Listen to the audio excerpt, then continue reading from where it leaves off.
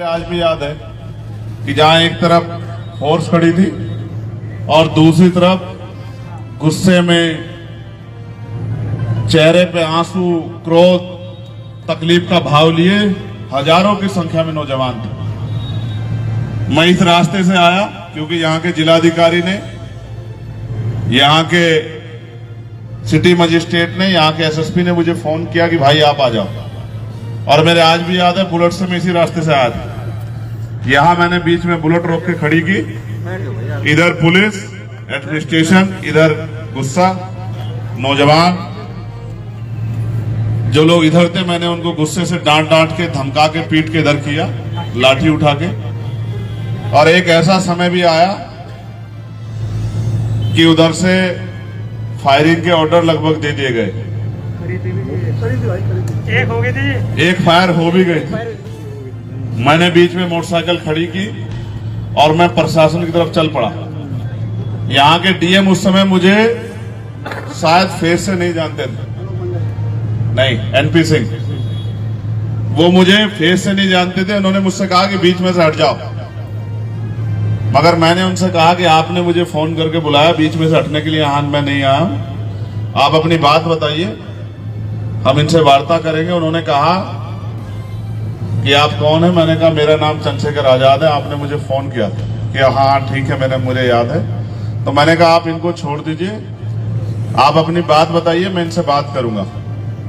और पूरी फोर्स को पीछे हटा के 3 लोगों को, एक इंस्पेक्टर, डीएम और एसएसपी, 3 लोगों को लेके मैं यहाँ इस भीड़ में चलाया अपने भरोसे। और यहाँ खड़े होकर मैंने इस जो जन समूह था उसको रोका, समझाया और डीएम एसएसपी की बात उनसे कराई और इन लोगों को सहमत किया कि मेरी बात पे भरोसा करो, डीएम एसएसपी जो बात कह रहे हैं वो हमसे पूरी करा के रहेंगे। मुझे यहाँ ये भी कहना है, जब हम मर जाएंगे तब आओगे क्या आप? उससे पहले वहां जितनी घटना हुई उसकी मुझे कोई जानकारी नहीं। जो लोग यहाँ मेरे पुराने साथी वो इस बात को जानते हैं कि मैं वहां तब गया जब मुझे फोन करके बुलाया गया कि भैया आ जाओ। और सब्बीरपुर यहाँ से बहुत दूर है। सब्बीरपुर की घटना पूरी घट चुकी थी, मैं देहरादून था। कमल भाई को मैंने कहा, फोन आया मेरे पास कि कमल भाई वहां पीड़ा होगी, आप जाओ। उस घटने का भी मुझे पहले से कोई अंदाजा नहीं था। देवबंद के लोग खड़े जिन्होंने, क्या मुझे अंदाजा था? मैं तो दोनों घटनाओं में बाद में आया क्योंकि मैं मौके पर नहीं था। मैं इसलिए इस बात को बता रहा हूं कि हमारे साथियों को सब चीजों का पता है, उनकी याददाश्त ताजा रहनी चाहिए।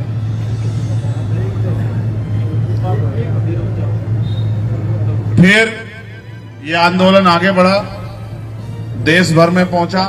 झूठे मुकदमे और जेलों ने हमारे हौसले तोड़ने का प्रयास किया, लेकिन जो टूटे नहीं। हमने 16-16 महीने जेल काटी। पहले विनय भाई बाहर आए, अब आए कमल। पहले कमल भाई, हम तीनों में पहले कमल भाई बाहर आए, फिर विनय भाई बाहर आए और 13 सितंबर 2018 को मेरी रिहाई, 16 महीने के बाद, रात को 2:30 बजे। आपका इतना प्यार, आशीर्वाद, सहयोग था जिसने मेरे हौसलों को कभी कमजोर नहीं पड़ने दिया। और मैं, कोई ऐसा होगा जिसको मैं नहीं जानता है। कोई अगर बड़ा हो गया पिछले 5-6 साल में तो अलग बात है, क्योंकि छोटे छोटे बच्चे भी बहुत साथ थे पाठशालाओं में। यहाँ भूख हड़ताल की मेरी माओ ने भूखे प्यासे रह के मुझे सींचने काम किया, मेरी ताकत बढ़ाने काम किया। जब जेल में मेरी हत्या का प्रयास हुआ, और जब मैं निकलता हूँ इसके अमित के गांव के आगे से, मोटू देख नंदेड़ी, तो मैं पूछता हूँ कि ये कहाँ है। अक्सर हम चर्चा कर लेते हैं कि कहीं दिखता नहीं है। कहीं ऐसे लोग हैं, ये बादशाहपुर वाला वो छोटा बच्चा जो डांस करता है, वो उसका क्या नाम है? बैठ जाओ भाई सामने से। शिवम। बहुत सारे ऐसे बच्चे हैं जो बड़े हो गए, बराबर के हो गए। फिर राजनीतिक आंदोलन ने भी जन्म लिया और आज इनके बीच आके नहीं लगता कि मैं सांसद हूं, ये एहसास ही नहीं होने देते। लेकिन आज आपके आंदोलन से एक मेंबर ऑफ पार्लियामेंट बन गया।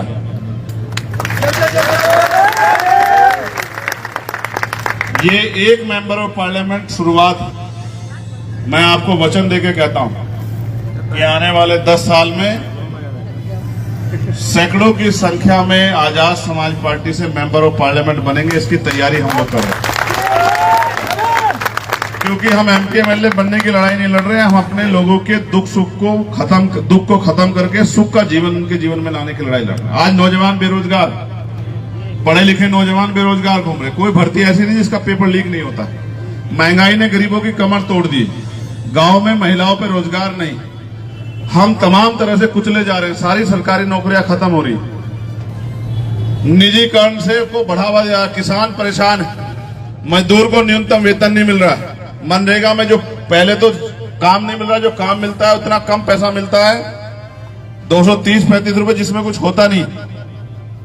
चारों तरफ हाहाकार मचा हुआ। लेकिन मैं आपको विश्वास दिला के कहता हूं कि सहारनपुर से चला यह आंदोलन, जिसने फतेहपुर में जन्म लिया, छुटमलपुर में जिसको नाम मिला, प्रदेश राष्ट्रीय स्तर की रामनगर से जिसको पहचान मिली, और नगीना ने जिनको, बिजनौर ने जिनको इज्जत दी, ये आंदोलन देश और दुनिया में आपके नाम को आगे बढ़ाएगा और आपकी परेशानियों को हल करेगा। क्योंकि मुझे जाना है, माननीय अध्यक्ष जी जानते हैं कि मेरे सेशन परसों शुरू हो रहा है, मेरे बहुत सारे काम पेंडिंग हैं। इनके आदेश पे मैं बिना किसी, क्योंकि हमारे यहाँ अनुशासन है, हम अपने नेताओं का आदेश मानते हैं। हमारे दोनों सीनियर लीडर्स ने हमें आदेश किया था कि आपको आना है। हमने उनकी बात को सर माथे माना, हम यहाँ आए। आज हम जन्मदिन में शामिल हुए। मैं पुणे कमल भाई को, उनके पूरे परिवार को मंगल कामनाएं भेंट करता हूं। पहली बार मैं किसी के लिए तोहफा भी लाया हूं। ये तोहफा मैं सार्वजनिक रूप से दूंगा घर में। और आप सबसे भी मैं अपील करता हूं, एक बात को कह के मैं अपनी बात खत्म करूंगा। एक शब्द है मैत्री। ये मैत्री सिर्फ शब्द नहीं है, इसके मायने हैं। और मायने को आप अगर समझ जाओगे तो बहुत सारी बातें यहीं क्लियर हो जाएंगी। मैत्री जिनके अंदर होती है, उनके मन में घृणा जैसी चीज की कोई जगह नहीं होती है। मैत्री प्यार विश्वास को जन्म देती है, और प्यार विश्वास वो ताकत है जिसके बलबूते हम बहुत बड़ी बड़ी लड़ाई लड़ सकते हैं। इसका एक छोटा सा उदाहरण ये है कि अगर दो भाइयों में सुबह झगड़ा हो जाए तो वो शाम के टाइम एक घर में रह लेते हैं, एक थाली में खा लेते हैं, एक गिलास में पानी पी लेते हैं, एक बिस्तर पे सो लेते हैं। झगड़े विवाद होते हैं। अगर हम मैत्री करते हैं, प्रेम रखते हैं, दिखावा नहीं करते, हमारे मन में वही है जो हमारी जबान पे है, तो रिश्ते सामान्य बन जाते हैं। माफ करने वाला बड़ा होता है।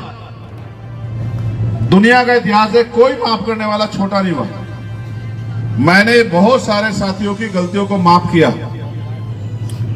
मैं ये मानता हूं, ये आंदोलन है।